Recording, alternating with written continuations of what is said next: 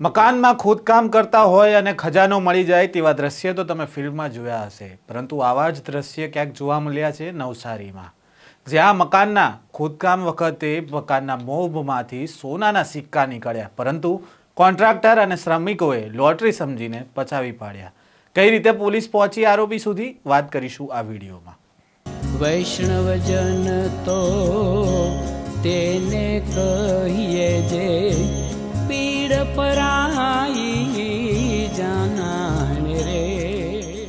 નમસ્કાર, નવજીવન ન્યૂઝમાં આપનું સ્વાગત છે. હું છું જયંત દાફડા.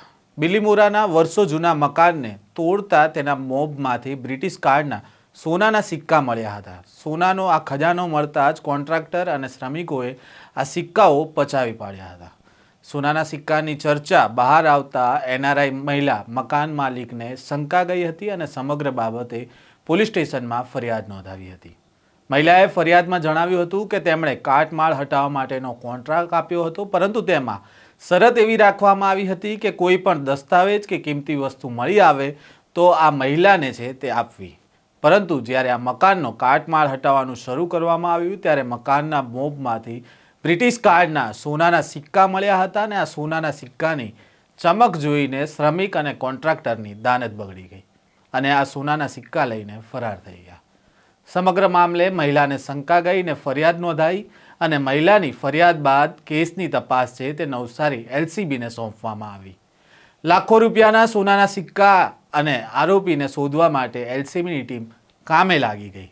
પોલીસની તપાસ મધ્યપ્રદેશ સુધી પહોંચતા અલીરાજપુર જિલ્લામાંથી શ્રમિકોને ઝડપી પાડવામાં આવ્યા હતા અને તેમની પાસેથી કુલ 199 સોનાના સિક્કા પોલીસે રિકવર કર્યા છે, જેની કિંમત 92,25,000 જેટલી થાય છે. હજી પણ કેટલાક સિક્કાઓ છે તે રિકવર કરવાના બાકી છે.